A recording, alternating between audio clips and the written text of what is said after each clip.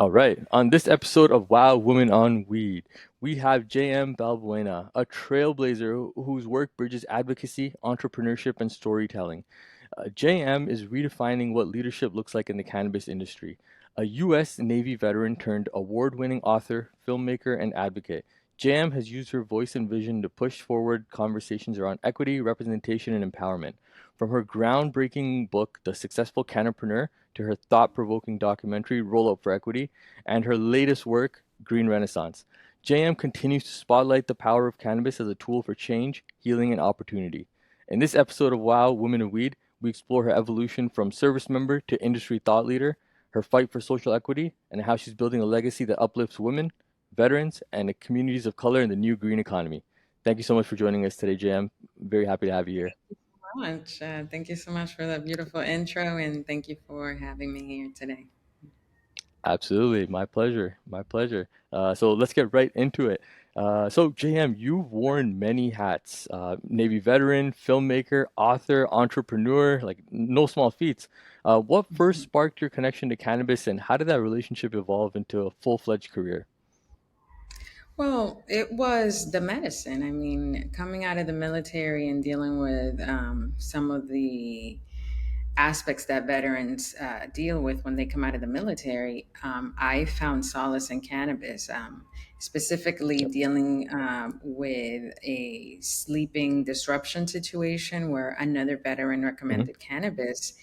And Wow. while I was in the military and before that, my experience with cannabis was very limited. I did consume when I was in college, in social settings and things like Mm-hmm. that. And but the consumption for medicinal purposes was completely foreign, and it literally helped me immediately. And so from Right. that moment, I questioned everything I knew and realized that in doing my research, why did I think that this was, either something, a recreational drug, or, the what we all learned in schools, that it was like the gateway drug and things like that. Exactly. I went down that rabbit hole and never came back up and realized that most of the things There you that go. we learned in our cultural Hmm. settings were propaganda or were not real. And then once I Absolutely. realized that there is an actual industry, and being in California at that moment, in experiencing, the going to the dispensary, and I realized that, from a person that is an entrepreneur at heart, I said I got to Hmm. find a way to get to be a part of that, and that's how I got sucked into it, and and here I am. Yeah, that makes sense. Yep. You were kind of seeking the truth, like, hey, what's the truth behind the stigma behind it? Why is this plant? It's just a plant when you think about it. Like, you can make tea out of it. You don't Right. have to smoke it. And it's like, why is it so demonized? And then when you kind of look back at the history and how many medicines it could have usurped, then it starts to make sense. Like, okay, looks like it was a profit thing that Absolutely. this was And then demonized. doing it and not feeling like now I'm a crackhead, or like now I need to find something Yeah, else that to too. do. So Yeah, that exactly. alone was the eye opening. And then being an immigrant from the Dominican Republic, and Yep. knowing the stigma in my country, Hmm. I realized, and that's what led me to like writing my first book. It was like, I want to put this Very cool. information in a professional packaged way, that if somebody's questioning, oh, like, are you a drug addict or you're selling drugs? Well, here's all the information, and, do your research, and find for yourself Right. that what you believe, it might not be reality. And so that's how Exactly. I one like that you did that. Hmm. I like that. Now, how did your experience in the military shape your leadership style and its perspective as a cannabis advocate and business owner? I think one of the main things is discipline. That's one thing that Great point. in the military that we um, get honed in. It's that discipline of like starting something and finishing it, like Hmm.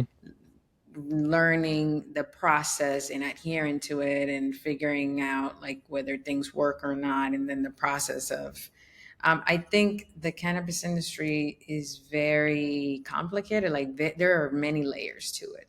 True. And I think that that discipline of adhering to things and starting what I finish what I start, and um, it's that discipline of endurance. I think it's what I Mhm. the main thing from the military that I brought with me that helped me to Mhm. persevere in such a complicated industry for over 10 years now. So Yeah, no, that makes sense. I think you're on the money. I know it's your experience, but we actually interviewed another military veteran in our previous episodes, and they said the exact same thing. Like the discipline that you take away from being in the military is like you actually need that as an entrepreneur, because as right. entrepreneurs, we're ideas people, right? Like we have ideas all day, but everybody can have ideas. It's when you execute them that it kind of separates the wheat from the chaff. So that's awesome. I like that you said That's where discipline the as well. discipline comes in, like the execution and knowing that it's not Execution. linear.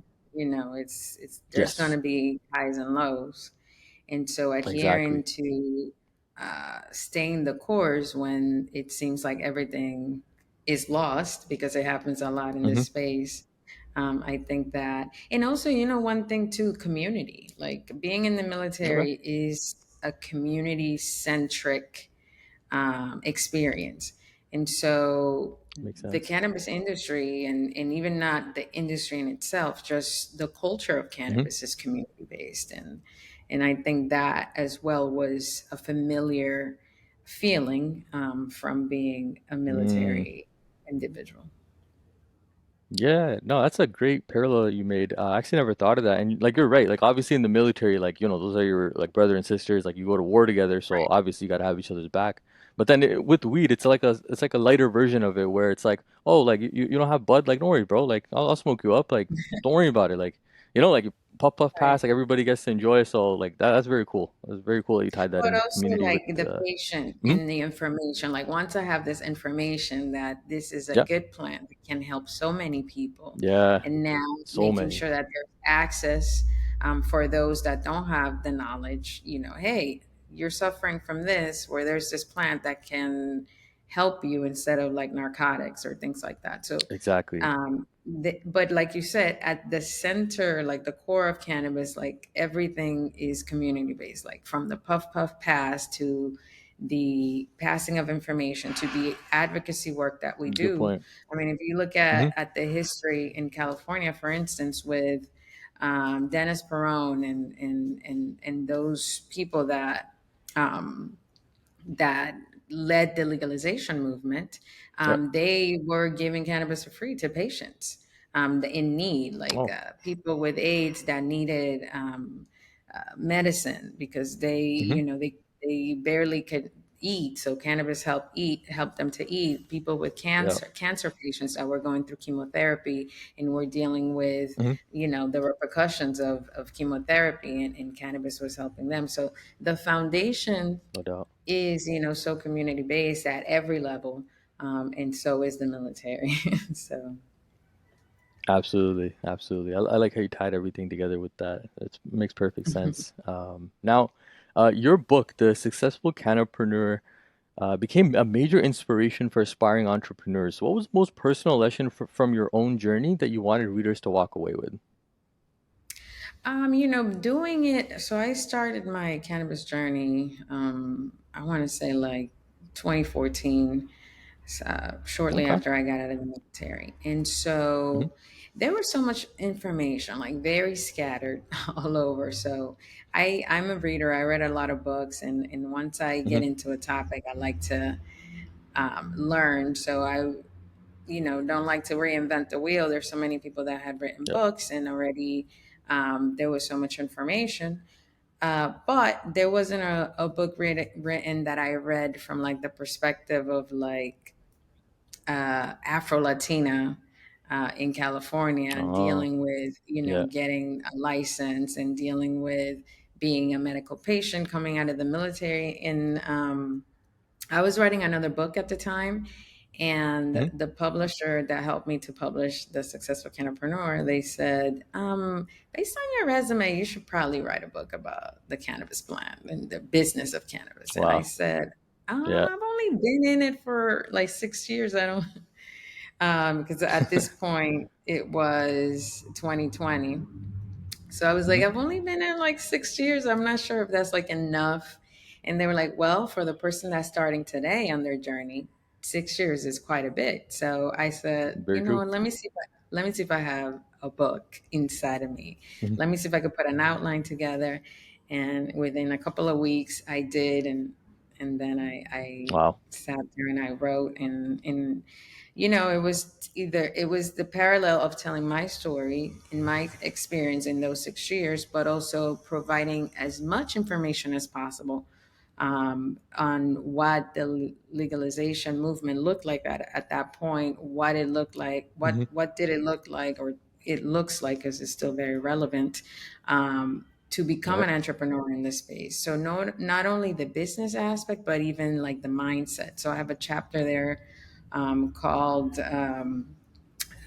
like the what it takes, like the Hmm. mindset of an entrepreneur in the cannabis space, and like Okay. how you have to set your mind. You're gonna deal with a lot of setbacks. You're gonna deal No doubt. with sometimes even losing it all and think that everything is gone, but how to set your mind to find opportunities Hmm. in those setbacks. Sometimes the redirection is a whole blessing, sometimes the No doubt. pivoting, and sometimes just starting over.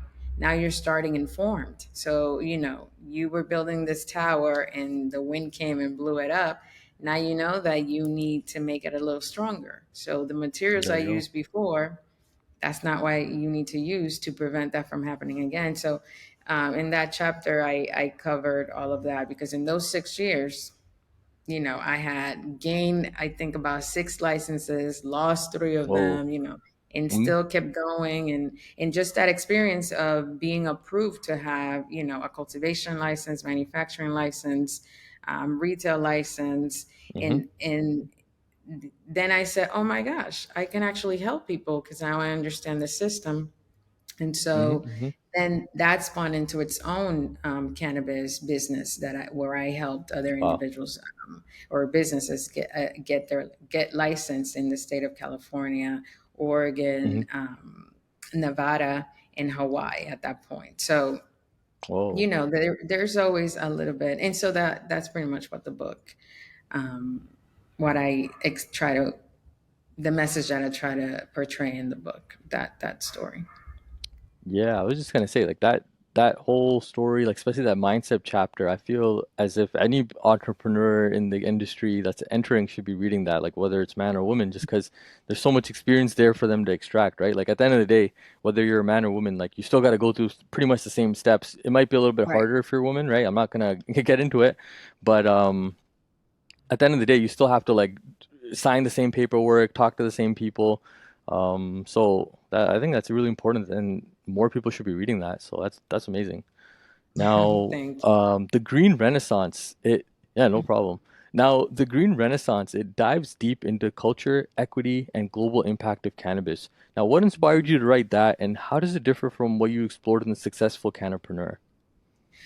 Well, the difference here would be that I am doing a historical recount from like the earliest time where it's documented that cannabis has been a plant that humans have been able to use Right. in for like with intention and with a purpose of either helping the population because of the fiber, or because of the medicine, or Yep. because of the seeds and all of that. So there, it's more of the history of the plant in itself and the impact that it has had through centuries, in Right. economy, in culture, in medicine.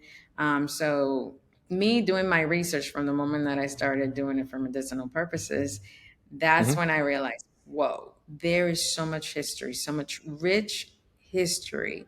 And some of it has been bad, and some of them, Yeah. obviously, the bad parts are where individuals had an agenda, or on criminalizing the plan because they wanted to criminalize Yeah. the people Personal who gains. actually were using it the most. So just That too. painting that picture, for the Hmm. person that it's either interested in understanding what is it about this plant. The Hmm. people that are already in it, let's say, are starting their journey. And my purpose there is to give those individuals the understanding that you're always going to have to advocate for the plant and for the Yeah. patients, because the stigma, it's over 100 years old. Yeah, it's deep. However, the history of the plant is thousands of years old, and so Yes. it's been medicinal before. It's been Hmm. an industrial product before. And Yes. so now with the Green Renaissance, we're getting back to that. And that's pretty Nice. much what the book, uh, the story Is that all I'm trying to about. portray. Yeah, and I like the name too, the Green Renaissance. Like you're bringing that back, like all the benefits that we had in the past. Because you're right, it used to be industrialized. If I remember correctly, like a lot of medicines used to have like some type of cannabis in it. Right. Like over 100 years ago, like it would say on the bottle that it has some type of cannabis in it. So Mhm. yeah, that's very true. And It it's used to been be a real used, medicine. to make paper, to make fabric. Yep, hemp, So clothing, beyond, the whole plant has been utilized. And it's whole something plant. that, a lot of people vaguely underthink it, of it. But, in there, in the book, I provide evidence of the Like a whole deep documentation dive. of it. And not just in the United States. This is like Hmm. worldwide.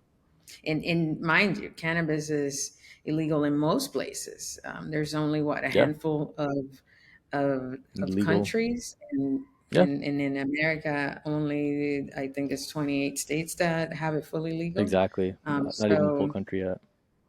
exactly. So with that being said, the 100 years of propaganda and misinformation, Hmm. um, it's very strong. It has deep roots. However, No doubt. it is a fact that this plant has been very useful to humanity for centuries. Yes, And that's what the Green no doubt. Renaissance is. It's about. Beautiful. I love that. It's two great topics, helping people that are getting new into the industry and then just educating people what the plant's even about and how it got Mhm. stigmatized so much. I love it. Now, you've been a driving force behind social equity conversations through your documentary, Roll Up for Equity. What Mhm. stories or individuals from that film left the deepest impact on you?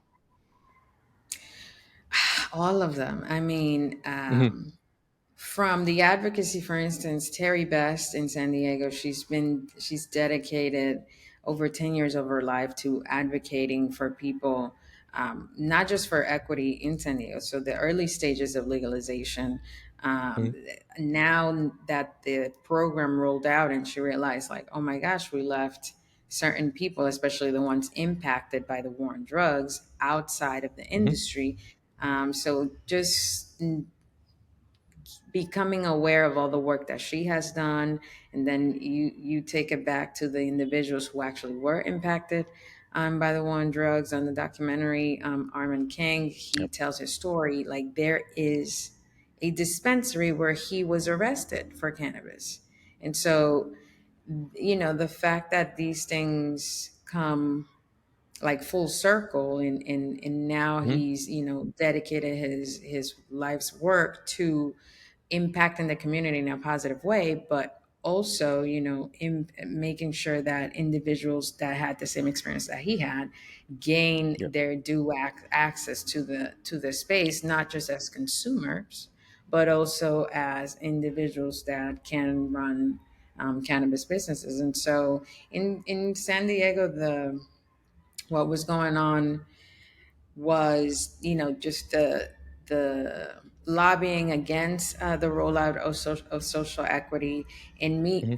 being involved and advocated for it, in advocating for it. I have in San Diego, Jack's Cannabis is the only black owned dispensary Oh, in the county of San Diego, out oh, of, about 100 that yeah, opened that's up. crazy. And so that doesn't look, like an equitable space, when the Yep. majority of the people, and there was a study, done, in the city by the city of San Diego, that determined that over 60% of the people that were negatively impacted in Hmm. San Diego were people of color. And Wow. so, and the industry doesn't look like that, because of the laws and how it And it was should. made, how it was Yeah. the cost of getting a license, the cost of maintaining a license, and those people. And there was a time where if you had a cannabis conviction, you couldn't get a license, and that didn't make any Yeah, sense. And it so really didn't. all the stories, they're super impactful. They're by real people, and Hmm. so I'm really, that's one of the things that I'm so proud of, just to use my passion for storytelling to be able to Hmm. tell the story of the town that I love so much, like San Diego. I been there for 15 years, and Wow, being in the space for 10, I it was like the full circle for me to be able to use my passion and also uplift the community at the same time. I love it. You tied everything together with what you're doing. Thank you. Now, for sure. Now, filmmaking, advocacy, entrepreneurship, each demands so much focus. How do you stay grounded and find balance across all these creative and business ventures? You know, when people talk about balance, I always, it feels a little bit funny because I'm like, I'm not sure exactly what that is, like the balance, but what I do know is that Hmm. there's purpose behind what I do. So the Okay. entrepreneurship aspect of it, the with the filmmaking, the being an author, the advocacy, they all kind of intertwine, and I do what I can. That's how I have to. Right. That's the best way that I could put it. I do what I can, and I Hmm. try to do it with intention and with purpose. And um, I feel like the world is a huge canvas, and I'm just, using my colors to paint the best picture that I can while I'm here. As far as like balance, I Hmm. have experienced burnout. I have experienced not feeling motivated. I Hmm. have experienced mental breakdowns. I would be lying to you if I said, oh, everything is so Yeah. copaesthetics. Hmm. But yeah, it's just never giving up and having that persistence of, okay, I'm feeling down for 2 weeks, but when it's, I wouldn't let the 2 weeks become 2 years, put it that way. Like Nice. sometimes I Yeah. wake up and I don't feel motivated, but I have my to-do list, Hmm. and then I do it, and then that motivation comes, and then I'm at the gym There you because now go. I'm pumped that I was able to do everything I have on my list. So just Yeah. being Yeah. patient with myself, being patient with my humanity, like I'm human. I'm going Yep. to make mistakes. I'm going to be tired. Hmm. I'm going to want to be in bed for 2 days every now and then. And just Yep. honoring that. I would say that I'm lucky that I have the luxury sometimes to say, hey, I'm not doing shit this weekend, or I'm not doing shit on a Good. Tuesday. And, and, Yeah. and, and instead of, one thing that I used to do is spend, let's say, that Tuesday, like, oh my God, you have so much work to do. You should be doing it. Instead of actually, Yeah. I'm not doing anything. I'm sitting and I'm just meditating and closing my eyes. Just feeling that Yeah. Just guilt chilling. trip. And then I didn't rest because I'm Hmm. spending so much time feeling guilty. So the Yeah. So balance it's is just counterproductive. honoring, like, what's that? I was just saying it's counterproductive if you want to chill, but then you're guilt tripping yourself. So I would say that's where and that was, I had to work to get there, to just remind, girl, just chill. Hmm. Go smoke a joint, just chill. Yeah. Like, relax and let 100%. it. And so I would say that that's how I balance it, just honoring when I'm tired, honoring when I'm seeing the burnout coming, and not just pushing through just because of whatever, but also being Yeah. responsible, because 100%. there are deadlines that you have to meet many times, and there are things that got to be done. But Yep. I always like to say this: the motivation a lot of the times comes once you get it done. It's like, fuck yeah, I did it. I'm gonna Yeah. get some. That's it. That's Sorry a about great that. advice right But there. No, no, no. That yeah, was amazing.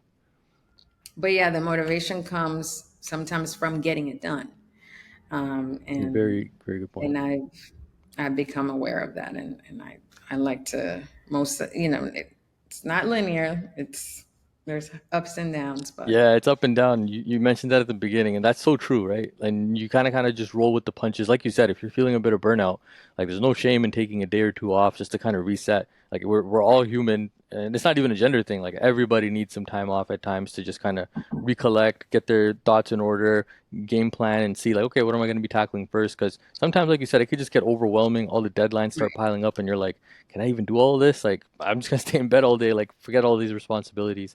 But like you said, once you kind of start doing it, the motivation just comes by itself. It's like you get the energy from just doing the actions anyway. So that was a really great point you made there. That's right. Awesome. Um, Now, as the executive director of Ryan's Law Foundation, you're advocating for compassionate medical access. Can you share a moment when you saw firsthand how that work changed a patient's life? So a specific patient,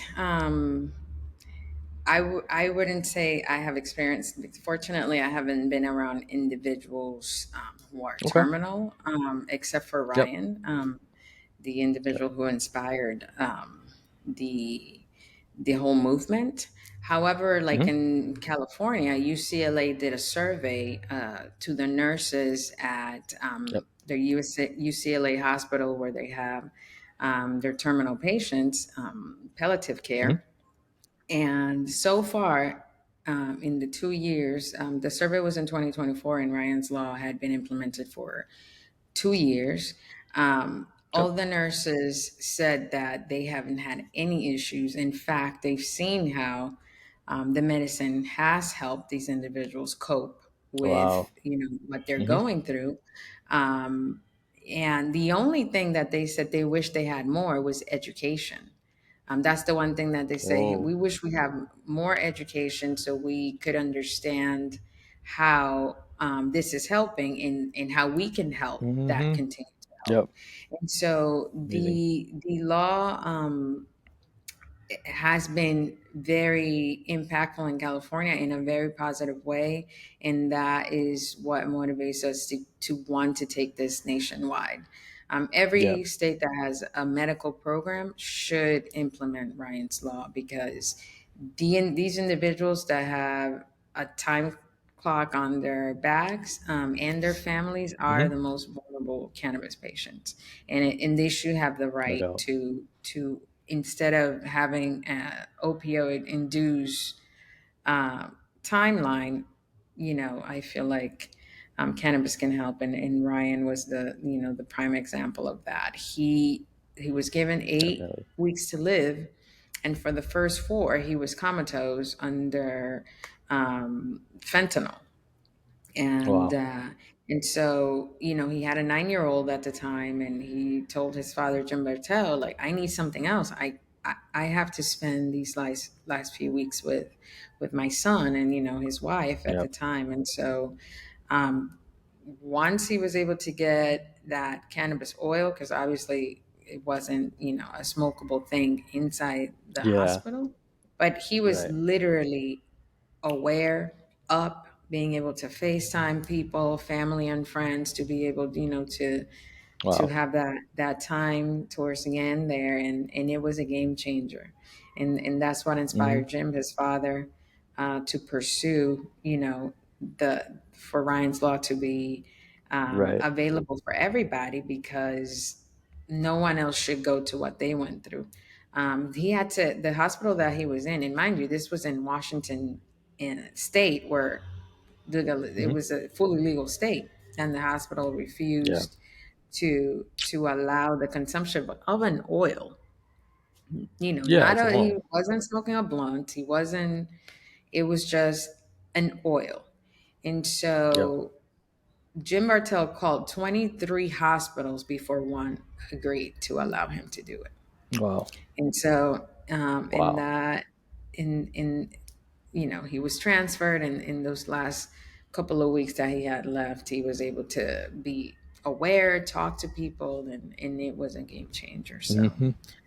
it's No doubt been, about like I that. said, the fact that survey with the nurses and how they have seen it be a positive for the patients, it's a game changer, and we're Mhm. excited to have, like, Maryland approved it in 2024, and in Mhm. 2023 North Dakota approved a version of O'Brien's Law as well. So the three states where we have Ryan's Wow, Law, where that's a great news. terminally ill patient can have cannabis as an option, are California, Maryland, and North Yeah, Dakota why not?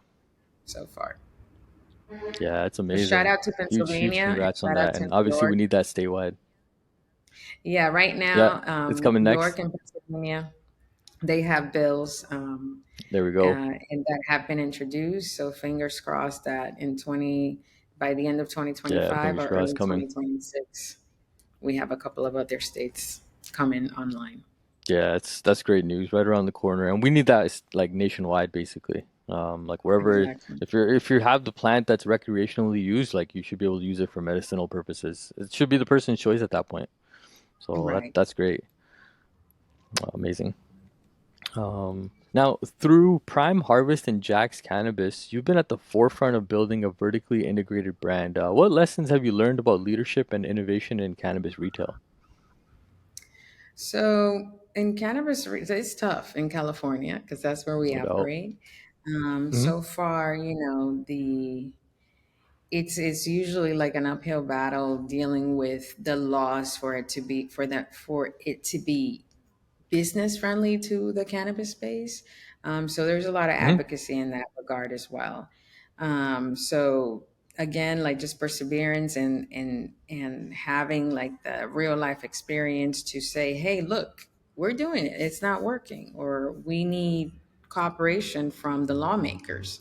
Right. Going to city council and voicing, like, what's going on, including, like, the social equity aspect is something that, where you make change, going to city council, where the people that are Hmm. making the laws that impact the process, and how in the ordinances that are made that you have to abide by. You have to show up and tell them, Right. the anecdotes, and so that is what I learned there. A lot of the times we talk about it amongst our peers, and that Hmm. helps. 'Cause it just helps to build community. But if you want to make change, Hmm. um, you have to show up to the places where change is made, and influence there. It's true. And so a lot of, people with money, they go and they influence there. When people are campaigning, that's what they do. But as far Yep. as, when you don't have tons of money to do that, you have to show up. You have to bring the community, those people that you talk to. Hey, these are Right. the issues that we're having. Patients don't have access. Retailers are being raped with taxes. Hmm. Yep. Um, Yep. you show up at city council, and you let them know, and you bring the receipts, and then the community backing you up, and that's how you get those wins. Yeah, it's important, especially if you don't have like the money to come in and start influencing that way. You got to have multiple voices kind of backing you up. So that's a Hmm. great point. Um, Exactly. Now, you've spoken about the importance of diversity and inclusion. What systematic barriers are you still seeing for women and minorities in cannabis, and what steps are you most passionate about changing? That, you know, I would say there was a time in cannabis where we saw the numbers, Hmm. specifically for women in leadership at the C-suite positions. Yep. And then all of a sudden it just took a deep dive again. Mm. And I think what I'm excited to see is women taking ownership, in Hmm. starting their businesses. They Yep. either get let go, and now they're starting their own brand. I'm looking for ways to, let's say, if they're not anymore in a retailer position where they were a manager or an executive, now they're starting their own brand or starting a community.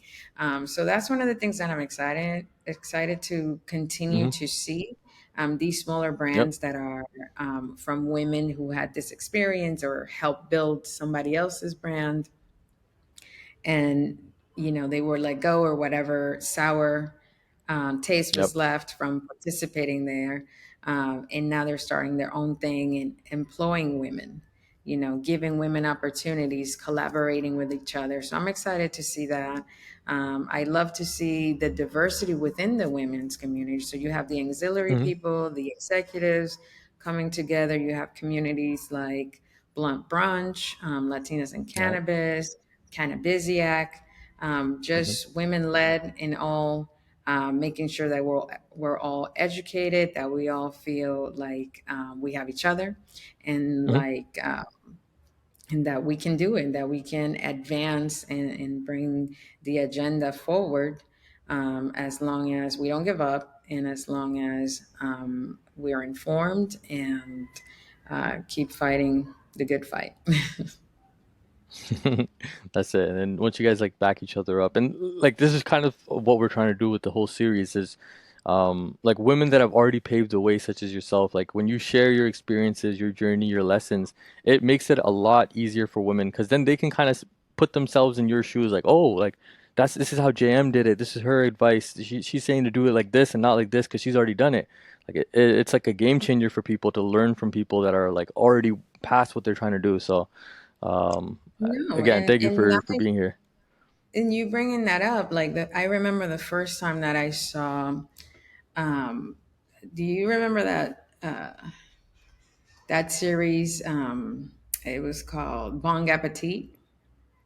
Bong Appetit. Is that on like Comedy Central 44 or I forget where I saw it, but I used to stream it in one of the okay. streaming back in the day, and I used to see um, the chef that she knew so much about cannabis, and was Yeah, so educated in talking about what she did in the space. So me literally seeing her, I said, "Oh, there is a possibility there you to go. be a See? part, as a woman." And Hmm. so once I went from being just a patient and getting involved in the space, I would say just seeing that representation of a woman being a part of Hmm. like that entity, Yeah, that I knew there is space for us to do it. And so absolutely. that representation definitely matters and matters a lot. And so, Definitely. and I experienced it first. Awesome, awesome. Yeah, no, I agree with that. And you know what it reminds me of? It's like I forget how long ago. It's like 60, 70 years ago, like the first person to run a minute a 4 minute mile.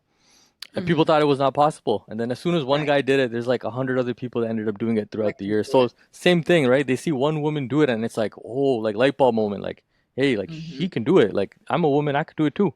And that Yeah. type of inspiration is like all the human spirit needs. It's kind of like a fire. We just like light each other up and next thing you know, there's like women taking over cannabis, which is kind of what it's trending like now. And thank you so much for, doing this. My Just pleasure. creating a platform that showcases the work that we're doing, not just in business, but in advocacy at the Uh-huh. personal level. Because that's how you see it. Somebody might see this interview or the rest of the interviews that you have Exactly. done with women in cannabis and just be inspired and maybe see an opportunity that they didn't see before, and that's how Exactly. we lift each other up. Exactly, exactly. Just sharing gems with one another and like you said, just lifting one another up. I love that. Um, like even personally, like for me, like I saw like our first client when we started helping dispensaries with their SEO. Our first client was like a woman-owned dispensary here in Canada, and just seeing like the work they put in, they have like their own families and they're still getting involved in cannabis because they got past the stigma, and it's just inspiring. It's just inspiring. Even like my whole life, before I got into like Prosper Media, I was a general manager at a gym. But before I even became the manager at the gym, I was working full time, and my manager, the personal training manager, they're all women, and I became the youngest general manager. I believe a large part because those women above me were recommending me to be the next general manager. Like I was the youngest general manager in in the company, and I give a lot of the credit to those women. Like they advocated for me. They said, hey, like Assad's been working here for a while. He's been here for a few years. He's basically the assistant manager. Like why do we even need to hire anybody else? And like because of the recommendations from my general manager and the personal training manager, they're both women, and I was able to become the youngest general manager. So It just That's all. goes like, yeah, like from even from my own life experiences, I've seen how amazing it is when people back each other up and they teach each other like what the right way is, and if everyone has like the right intentions, like you make some amazing things happen in life together. I agree. I agree. I call that when the Awesome. synergy aligns, no one can be Yeah, stopped. 100%, exactly. When the synergy is there, it's like it's magic waiting to happen, basically. Yeah. Now, JM, outside of cannabis, you co-founded, I might be pronouncing this wrong, Palenque Provisions, a Palenque provisions. multi-million, Palenka? Palenque. Palenque, there we go. So you co-founded Palenque Provisions, a multi-million dollar Latinx food brand. What lessons from building that company carried over into your cannabis ventures? So that is my family owned and operated Hmm. organization. And Very cool. so some of the lessons I would say that carry over is, starting something from nothing for sure. Yeah. So there is just starting with, we started it with putting like each one of the family members that had a strength. Like my uncle, Hmm. he's a chef, and he was into creating products of different Latin backgrounds and things. My mom, Hmm. she is the person that knows finances and investments and things like that. I Very was cool. actually getting my master's degree, and so I used Hmm. the family, like what we were starting out. Hmm. To get my master's in, in business. And so what I was learning, I was bringing back, and we were putting it together back in 2008. Yeah. And so between us, we just, like I said, built something out of nothing. My uncle had just gotten out of a situation with another business. Hmm. And I come from a family of entrepreneurs, and Very we cool. saw that opportunity of taking that knowledge that he had, what the knowledge that I was getting, the knowledge that my Hmm. mom and my other aunt and my uncle had. We put it together, and we built something that now is a legacy for our family.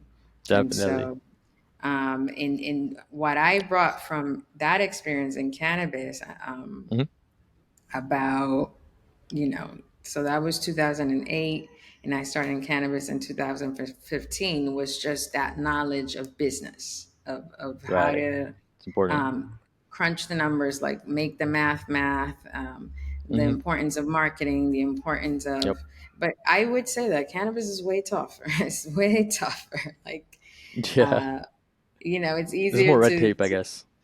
there's less hurdles in food, even though you do have, Yep. you deal with the FDA, you deal with the Yeah. different entities. Hmm. But the one thing that I say is, that I see the difference is like these entities that regulate you are kind of trying to work with you because they want you to provide the best product, and Right. and have cleanliness and things like that. With cannabis, sometimes with the entities that we deal with, they still Hmm. are stigmatizing. They see us as Mm. selling this substance, and so they're just having that patience. I would say in cannabis, being in the cannabis space has made me appreciate how Yeah. other industries have it a little bit more, you know less red tape. And so Yeah. but yeah, I would say it goes back and forth. I've learned a lot with cannabis, and applied it into other spaces. Very cool. And Yeah. then some of the knowledge that I have from other prior spaces before I got into cannabis, I Hmm. it definitely helped for to deal with things, and anticipate some of the things that were going to happen because I've experienced it before in Before, another yeah. industry. No doubt, no doubt. And yeah, I can definitely see some parallels between some of the red tape in the food industry and then of course like cannabis as well. Cannabis, I think it's a little too much. I think partly because a lot of people that are managing or are working in the government levels, like they're just not even aware of the plant really. Like they're just like bureaucrats that are unfamiliar with the plant. So it kind of makes things a little trickier when they're the ones involved and they're like, oh, like, is this okay? Is this not okay? For them, it's like shooting in the dark. when it should be somebody that's got the experience that can say this is good, this is bad. Um, Right. and I also I wanted to mean, say, yeah, go ahead. no, I was going to say, now that you bring that Hmm. up, right now in Congress, there's like the No Yep. Deductions Act, where they're Oh. wanting in America to, like, even if cannabis is legalized, Hmm. they want those restrictions to still remain. And so I'm Wow. just like, who is thinking of these things and why? Yeah, who's Like, this? obviously, this is a multi-billion-dollar industry.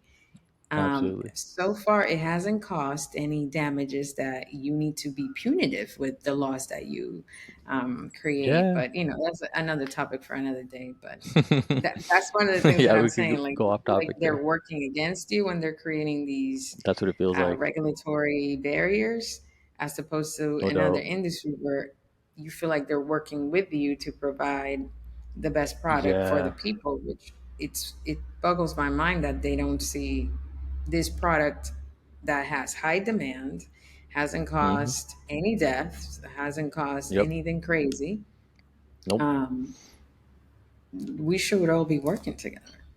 It should be. And I think it's part of the stigma, right? Like when you really compare it, it's like miles ahead of alcohol in terms of like what it does to your body, what it does to like your personality, how you drive, like all these things that come as a downstream from drinking versus like smoking cannabis or even drinking cannabis, whatever. It's like night and day from what effects they have on society. Yet one of them is demonized and the other one's like celebrated. Like the Right. people that are making these laws probably like are drinking at the time or going home to drink after. So it's like we Well, need better education. in the Green Yep. Renaissance, I talk about Hmm. these huge other industries that Yep. would probably not benefit or would experience a negative impact if cannabis is fully legalized, like big That's true. pharma, That's a good big point. tobacco, big alcohol. All Those three. are Yep. industries that, and they're Hmm. super powerful. And Super so I powerful. do believe that probably a lot of the lobbying that is being Good done point. to stall Has legalization to be. process is probably these people, because these industries Good are point. also huge and Yes. They don't want capitalized. to lose money. And Yeah, so, that's actually a great point. It's I think you're on the money about that. Um, I've also noticed that these bigger companies they do a lot of like advocacy, like they'll advertise on their packaging like, oh, cigarettes are bad, but it's like at the end of the day, like they just want to make money, like they don't actually care about anybody. mhm, Versus like the plant, it actually heals. Like you're not gonna, right, like when you smoke and you get like COPD, for example, you're not gonna get that same issue with like cannabis or if you start vaping, for example. So totally exactly. different effects that they have. Now, with Synergy Studios, you've blended media and cannabis into a storytelling powerhouse. Why do you think storytelling is such a critical piece of cannabis normalization and reform? Oh, yeah, it's huge. I mean, that's how you disseminate information. So Hmm. for me, when I first started in the space, I was telling you storytelling, filmmaking is a passion for me. Hmm. Being in my early years in the industry, I noticed that a lot of the information being discussed was told by people that were not in the industry. So they focused on like the marijuana millionaire, or they focused solely on the patient, the Hmm. miracle patient that, or they focused on the illicit market. And so Right. those three things, if you Googled or saw in CNN or the Hmm. different media entities, they spoke about the plant from those three perspectives. And there is way more to talk about. And so Right. I thought that I wanted to tell the stories from within, from a person that's inside. And so, in my opinion, those would be more impactful because it's from real individuals, real people, whether in the business aspect, real people Hmm. in the medical aspects, real people in the cultural, in the arts, Hmm. in just so many different things that the plant is involved in the community and what it looks like. Hmm. From the advocacy perspective, the historical perspective, there's just so many layers that I felt like were being left out, or being taken for granted and not acknowledged. And I thought that they could be even more impactful Hmm. in fighting the stigma and in helping people make more educated decisions about their Right. beliefs on the plant and what it actually does. And so Hmm. that's why I thought it was important to pursue those avenues as well. Yeah, right on. And I definitely agree with that. Instead of just like spitting facts at somebody like, oh, cannabis like does this, does this, does this, like you can actually share a real like anecdotal story about somebody that's saying like, hey, yeah, like I took it, and just for example, like Ryan, I believe, he was stuck in a hospital bed for 4 weeks with on fentanyl, Right. and then when he took the oil, he's able to communicate, spend his like his time properly with his family instead of just being in a comatose. Right. So yeah, it's important definitely to get the stories out because the stories are, I think, really what are impactful because it shows the effect on people's lives versus just saying like, oh yeah, like you take some oil and you'll feel better. Like that doesn't really like say anything to anybody Right. until you see the impact. Yeah, that's how you make the That's awesome. connection. Just, Absolutely. And with real people, real stories, and told from an insider, not a biased news that. And think about it. Right now, a lot of people don't trust the news like that, and so very true. just independent journalism, independent production of without an agenda, just showcasing what's going What it on. is. Yeah, Exactly. I like that. Now, as someone deeply connected to both the Latinx and veteran communities, how do these identities influence your approach to leadership and advocacy? There's no reason they cannot because that's what I am. Hmm. So everything I do, comes from that perspective. It's just my real Hmm. experience. Um, you know, Yep. I'm Afro Latina. I am a Black woman. I served in the military for 6 years. All of those elements make up the person I am. So wherever I'm No standing, doubt. wherever I go, that's what I represent. That I advocate for that. I advocate, and not just for me, in my Hmm. communities. I just advocate for humanity, and nowadays where we're at, we just need to have each other's backs as people. Yep. We should just want the best for this planet, for all of Hmm. us. And so, and then knowing that some of those communities that I belong to have historically been marginalized, yeah, I'm gonna be a voice, absolutely. But for sure, wherever I stand, I come with all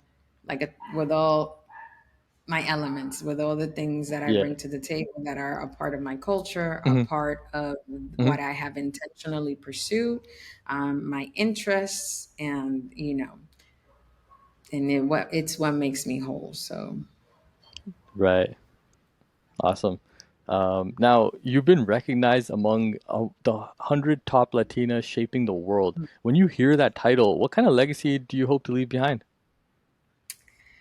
again, just like a woman who, followed her heart, Hmm. and just showcasing to the younger generations that it is possible to live a life, where you carry yourself with emotional intelligence, with Yes. respect for others and yourself, and understanding that yes, you're going to make mistakes, and once you're aware of them, just changing your behavior so it doesn't happen Hmm. again.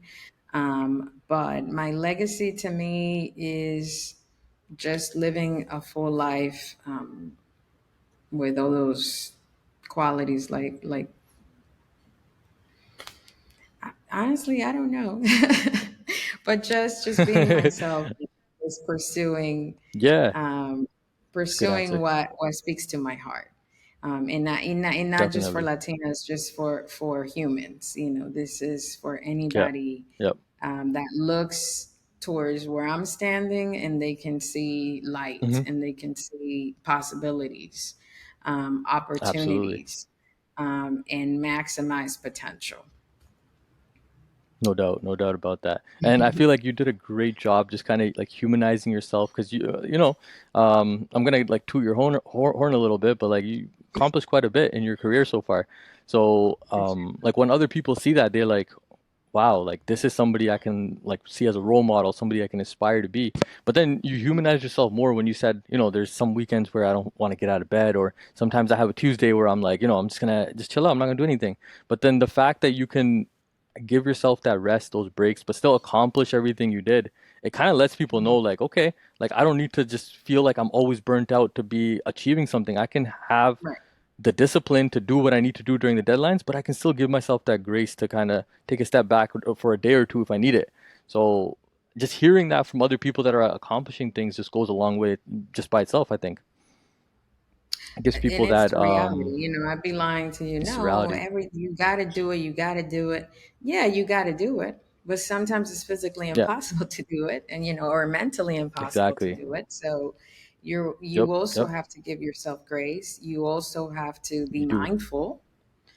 Yes. And so, and I would say, and it's not something that you decide today you're going to do it. It's a work in progress.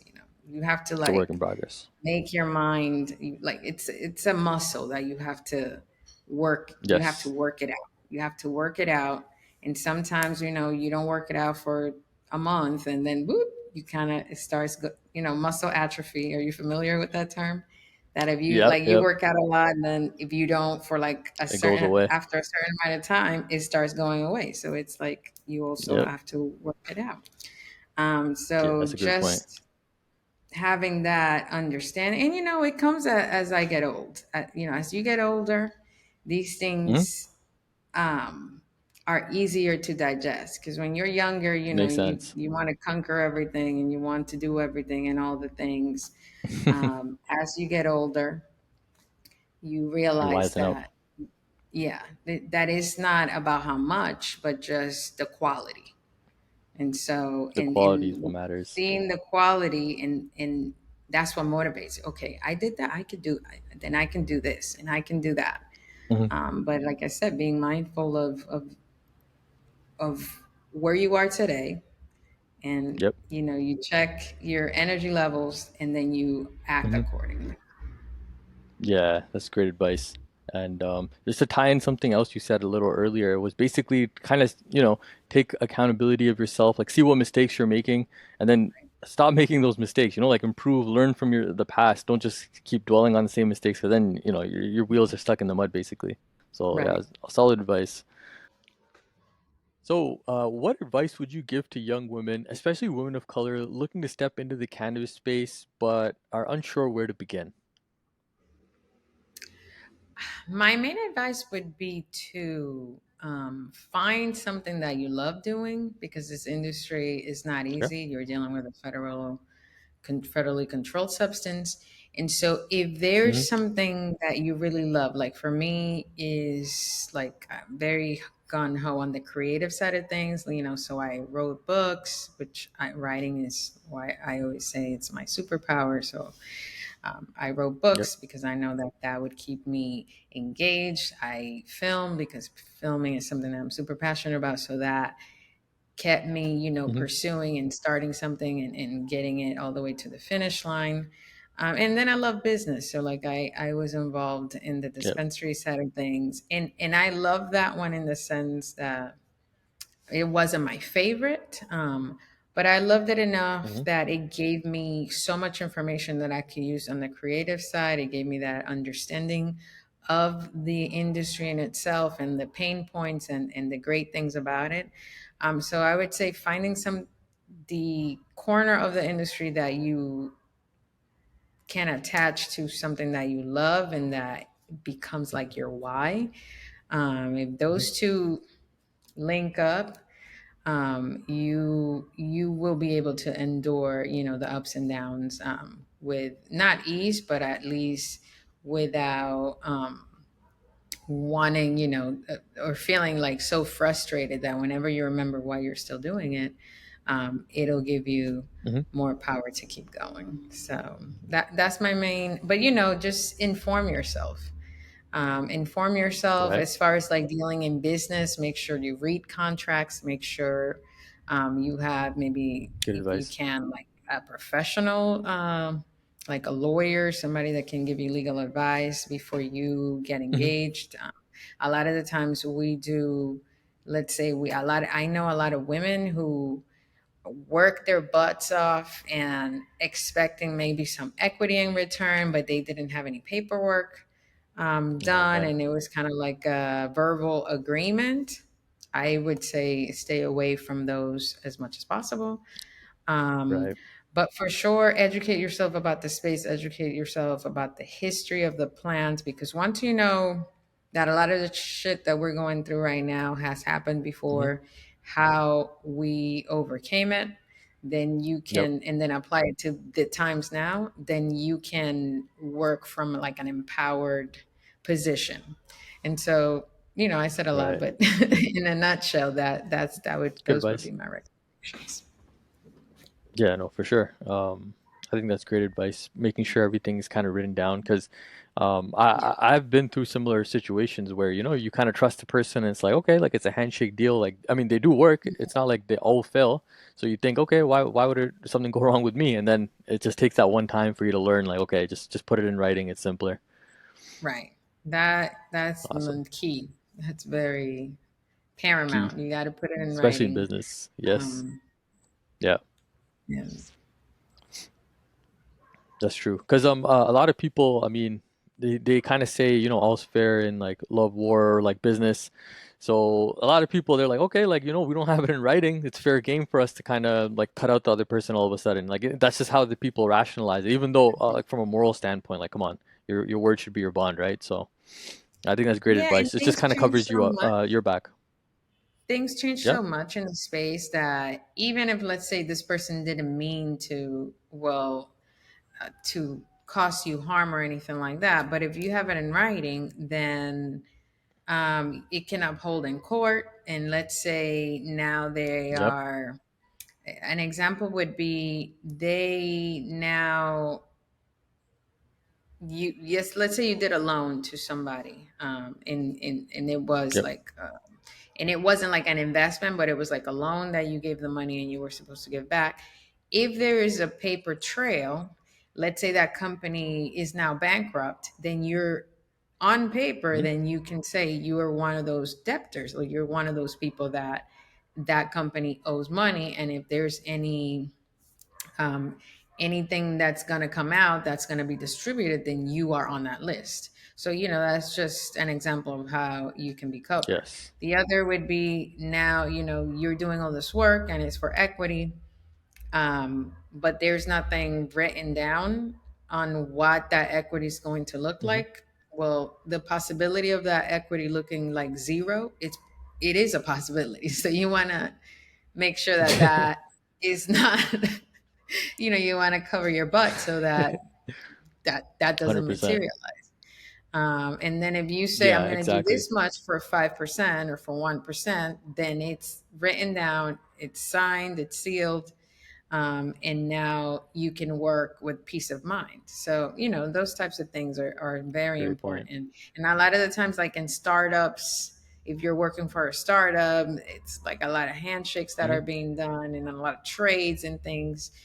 So you want to just make sure that you cover your butt, especially Hmm. because if you're a hard worker, you want to make sure that at the end of the tunnel, you're going to be compensated with the terms that you had in mind and why you were doing it. So, Absolutely. Absolutely. Yeah, that's actually great advice. And it's you would think it's like it's obvious, but it's not. Like it's people need to hear that right. and to make sure they cover their butts. Awesome. Now looking ahead, what's your ultimate vision for Green Renaissance? Not just the book, but the movement you're building through your work. Yeah, I mean, the movement it cannot be stopped. I mean, I feel like No doubt. more and more people are becoming aware of the benefits of the plant.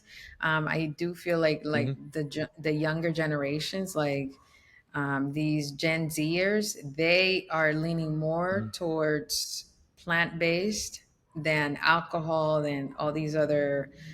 Very drugs true. and things like that. So that alone lets me know that we will eventually be exploring this plant to its full potential, from seed all the way to, you know, maximizing the potential, not just for the medicine, but for the industrial, because Yep. cannabis is great for medicine, but at the same time, um, hemp as well, which we Hmm. cannot leave out of the cannabis conversation.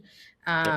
It's also, when grown for industrial purposes, we can do all types of composite materials that would Absolutely. not be detrimental to the environment. And that's one Hmm. of the things that I believe that with it's not often talked about. It should be talked about No. more. It's usually spoken about like within the industry Hmm. circles, but outside of the industry, we have in our hands with this plant and many other plants as well, um, the way to help the environment. We have so many Absolutely. environmental issues, and with this plant we can Hmm. also address them. And so ultimately, Yep. I think we will see the cannabis plant in more conversations outside of medicine, and within helping the world, beyond just Yeah. consumption. No doubt So about I'm that. excited about that.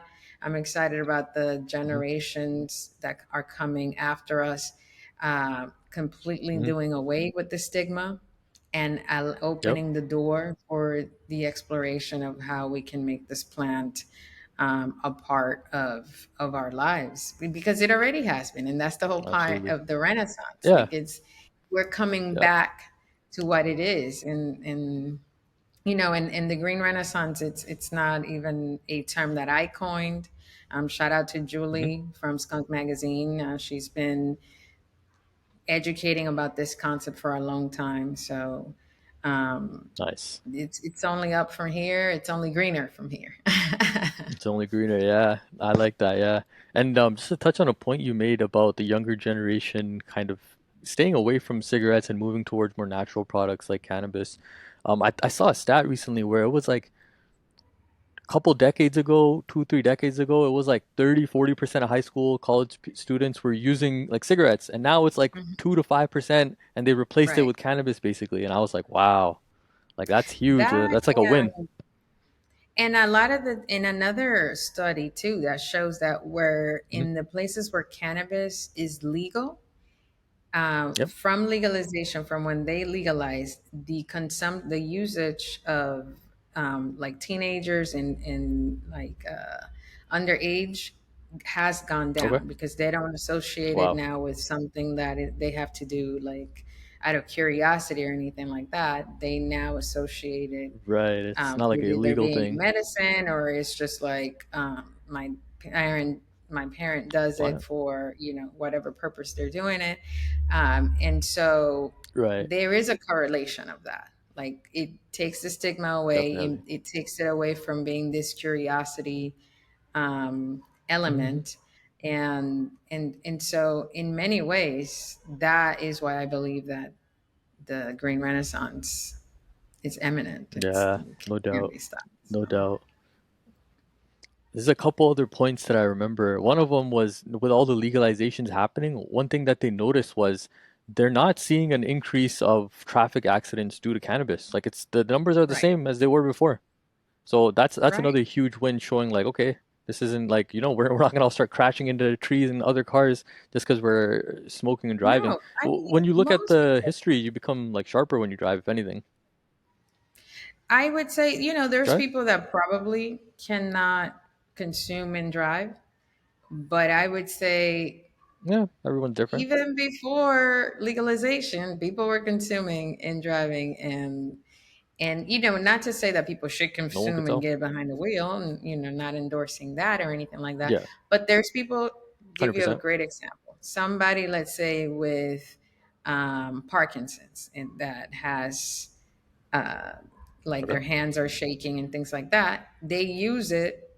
They might take some Hmm. cannabis oil. They might smoke. They might take an edible, and then it might control. the tremors, and now they can actually hold on to the wheel Right. and be able to do that. So There you go. it's Live their life medicine. normally. It might have a reaction for It somebody is. else, and it might have Yeah. a reaction for somebody that actually needs it to be able to carry out a specific Right. endeavor. Right. And so, it's not a blanket. That's the thing about the No. cannabis plant. That it's not a No blanket doubt. thing, that it works the same on everybody. So now we have this blanket That's true.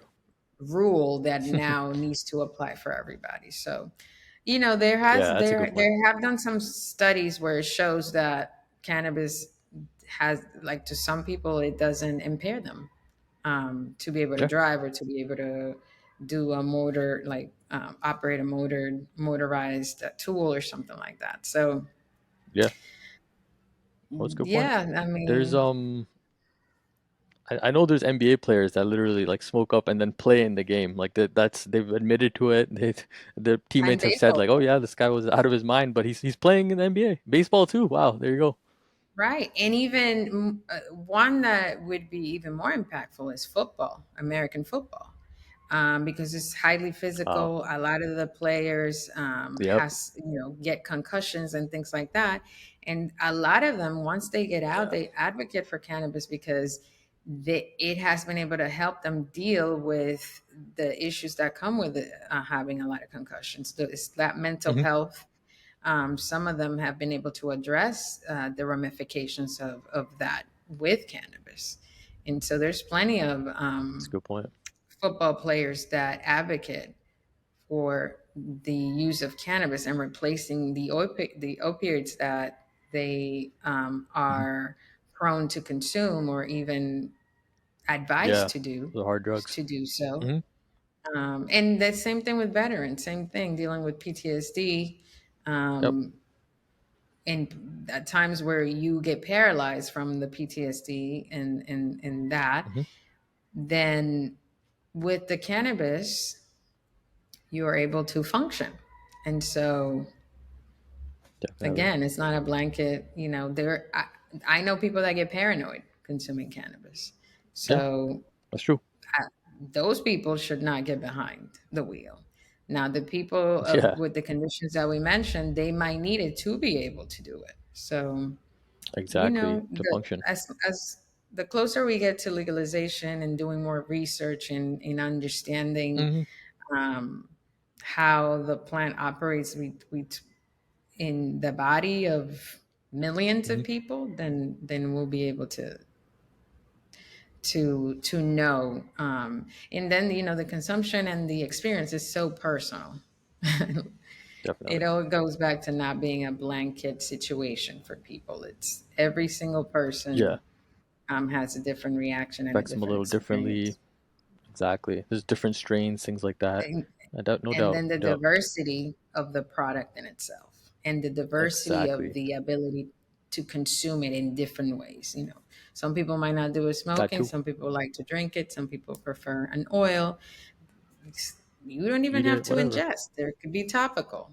Yeah, So there you go. that's what I love about this plan, that it's just It's versatile. so diverse and vast, and there's Hmm. so much that is unknown, and we can explore. So No doubt about that. And I think I'm with you all the way that the green renaissance, it's not going to stop. It's only going to get bigger and better as more people and get greener. aware of like the wonders of this plant. And like another fact that just recalled is when, for example, when people are planting cotton, like that plant itself, it really drains a lot of resources. It eats a lot of, or drinks a lot of water, and it ruins the soil quality. But for example, if you plant hemp, that does the opposite. It doesn't need as much water, and it actually provides nutrients to the soil. Like it leaves the soil better Yeah, off, and you can use and everything hemp great for that we use soil remediation. cotton for. So it's like, yeah, like it's. I Yeah, think it's the soil future. Like the green remediation. renaissance is huge. So again, we go back to the environment and how it can help. Yep, You can even take it a step absolutely, further. absolutely. It's like an all-encompassing plant. There's it can be made into a product that's fire retardant. So it can prevent, let's say in California where there are so many fires, um, doing construction with Hemp Okay. Creek, um, it can prevent fires. It's better for the environment, and Wow. it's Yeah. also Yeah. When great you make for houses with them and stuff insulation. too, right? Hmm. And then you can use it for Absolutely. Yeah. insulation. It can It's now replace so many industries.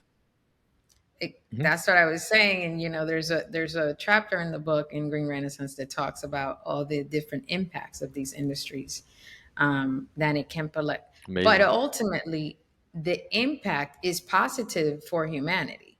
It might not be positive for these industries Hmm. that might have to rethink how they Yeah. do Enough of them. business. But you know, Yep. that's why the Green Renaissance is important for us as Hmm. a community to come together and demand that Hmm. things are better for the consumer. Things are safer for the consumer, Yeah. for the environment, and that things are done to help, not, for capitalism. So Definitely. as long as, It's really humans for the are betterment of aware and humanity. mindful. Hmm? Hmm. What was that? I was just saying, like, it's for the betterment of humanity. Like that plant can just help us in so many ways. It's insane. Exactly. And that's why I'm so passionate about it, and think that the more people become aware, Hmm. the more, once you know, you can unknown. So you can unknow. So now you Yeah. have to spread this message. That's why I write the books. That's why I make the films, Hmm. and that's why I Love an it. advocate, for the plant. I love it. Love it. Awesome. So that was JM Balbuena. She continues to blaze trails across every corner of the cannabis space, from advocacy and entrepreneurship to storytelling and education. Her journey reflects resilience, vision, and a deep commitment to creating lasting equity and opportunity. Through her work, JM reminds us that a true leadership in cannabis means lifting others as you rise and turning passion into purpose for generations to come. Thank you so much for joining us on this episode of Wow Woman of Weed, JM. Pleasure to have you. So glad to have you. Yeah, thank you so much. This was a great conversation, and I continue to do it. And I'm excited to see some of my other Absolutely. friends be a part of this conversation, because there's so many women with so much knowledge, Yeah. Hmm.